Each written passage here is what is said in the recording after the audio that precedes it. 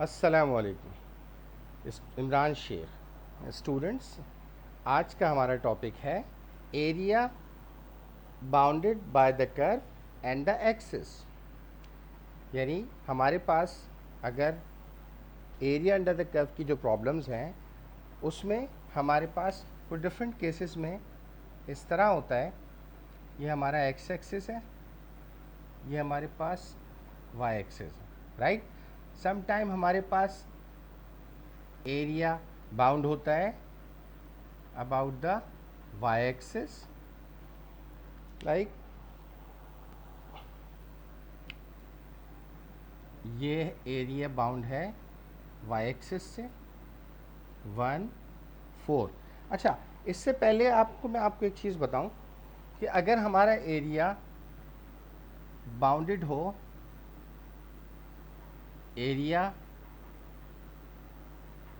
Bounded by X axis, right, तो हम हमारी इक्वेशन क्या होगी, Y D X limits A to B. और अगर एरिया हमारे पास बाउंड हो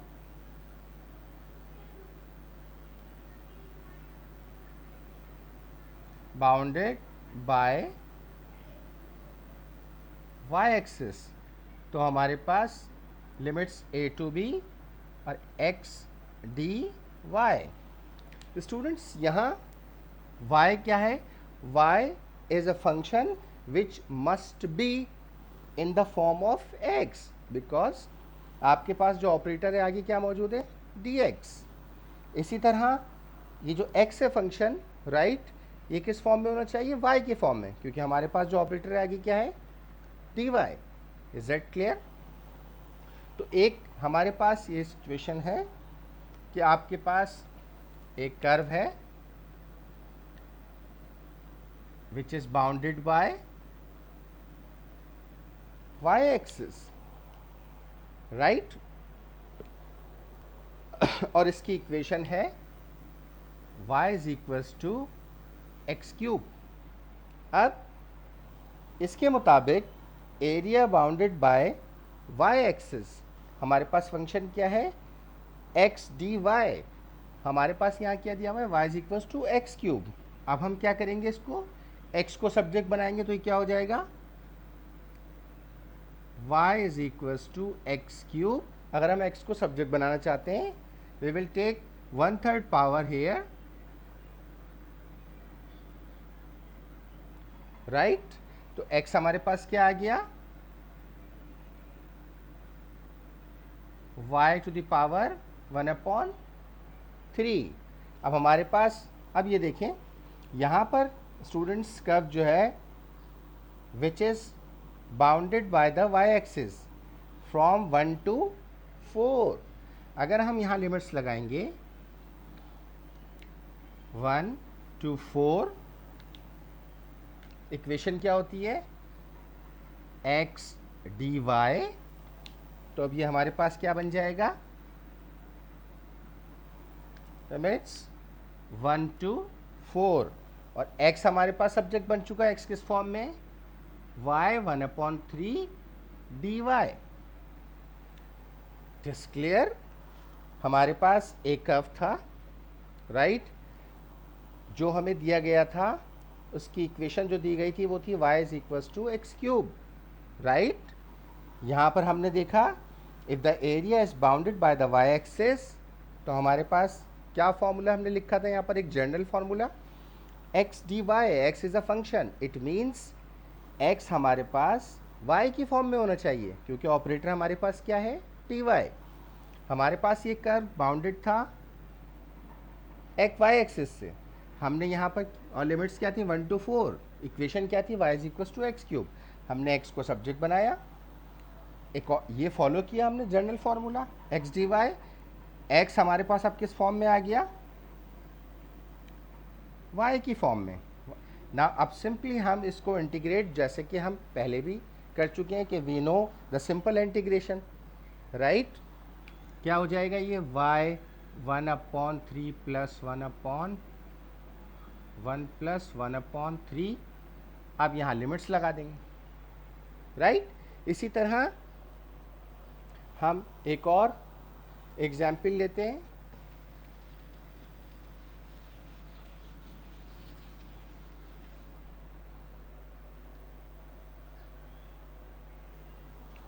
कर्व हमारे पास बाउंडेड है,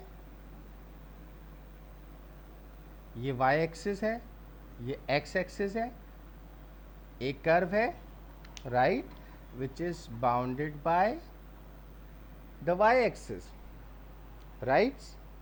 और उसकी इक्वेशन है हमारे पास, इक्वेशन ये दी हुई है, x -2 + 3 = y, right. Limits first करें 2 to 5। अगेन वही चीज़, we will follow this general formula. हम यहाँ से इसको सब्जेक्ट बनाएंगे, √x - 2 = y - 3। तो x - 2 = y - 3 whole square and x = y - 3 whole square + 2। अब स्टूडेंट्स ये हमारे पास वही जो प्रीवियसली हमने किया कि ये हमारे पास x की फॉर्म आ गई। We will apply this one x, now we have the x function in the form of y, तो हम आसानी से उसको इंटीग्रेट कर सकते हैं, राइट। इसी तरह अगर x एक्सिस की फॉर्म में हो, x एक्सिस की फॉर्म सिंपल, वो तो आपको गिवन होती है, लेकिन यहाँ पर हम एक चीज़ और डिस्कस कर लेते हैं। मोस्टली स्टूडेंट्स को जो कन्फ्यूजन होता है वो जब होता है जब कोई कर्व y एक्सिस से बाउंड हो, राइट, क्योंकि उसमें हमारे पास जो इक्वेशन है, बहुत सारे केसेस में क्वेश्चंस में ऐसा होता है बच्चों को वो y की फॉर्म में दी होती है, तो उसको सब्जेक्ट बना के उसको कन्वर्ट करना पड़ता है, ज़रूरी होता है। हमेशा जब भी कर्व आपको x एक्सिस की से बाउंड दिया होगा तो वो तो सिंपल आपको गिवन होगा, like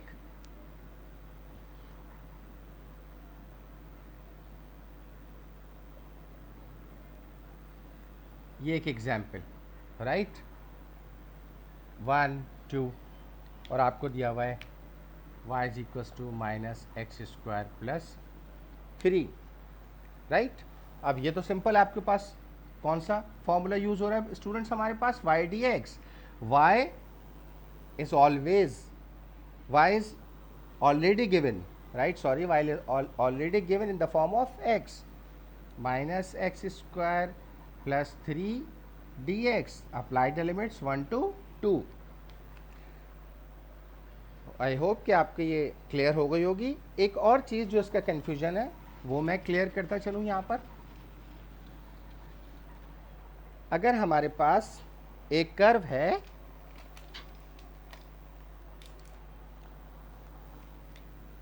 yes, which is bounded bye y axis, right, and it is given 0 to 2, it is given on the left hand side in the negative quadrant, right। y की value अब ये हमारे पास right पे नहीं है बल्कि क्या है, लेफ्ट हैंड साइड पर है। Is that clear? We will shift this one, right. How? अगर आपके पास ये इक्वेशन है, for example x = y × y - 2, right.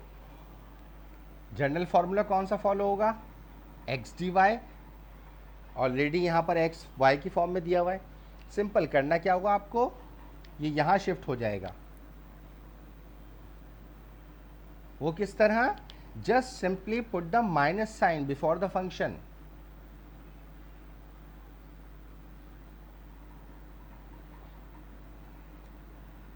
ये देखिए 0 to 2 dy, राइट।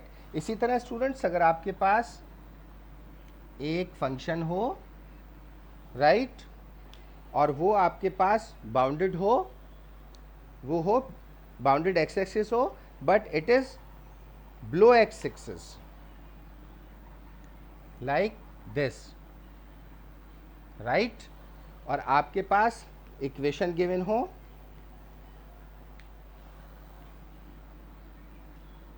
इसकी इक्वेशन है x plus 2 into X minus 4, right.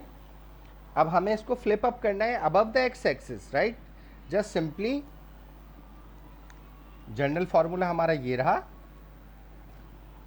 Y D X, Y function है किस फॉर्म में, ऑलरेडी एक्स की फॉर्म में, बट हमें फ्लिप अप करना है एक्स एक्सिस में, क्योंकि it is below the X axis. Simply put the negative sign before this,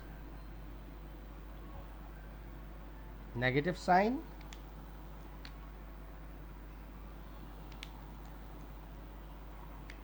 it is x plus 2 x minus 4 limits a to b into dx, right. Students clear हो गई आपको चीज़? अगर Y axis से bound हो, negative side left hand side पर हो Y axis से, तो कर्व को फ्लिप अप करेंगे आप राइट साइड पर, right, by using the sign, negative sign put the minus sign before this, simply. Similarly, if you want to flip up this curve in the x-axis, just put the minus sign before the function when you are going to integrate this one. Is that clear? Hopefully आज की चीज़ें आपको समझ में आ गई होंगी। इंशाल्लाह फिर जो है मुलाकात होगी इसी टॉपिक, किसी और टॉपिक के साथ, किसी और चीज़ के साथ जो आपके लिए कन्फ्यूजन है। तो फिर इंशाल्लाह उसके लिए आप फिर देखते रहिएगा, आप इसको सब्सक्राइब कर लीजिएगा चैनल को, इंशाल्लाह फिर आपको चीज़ें मिलती रहेंगी। अस्सलामु अलैकुम।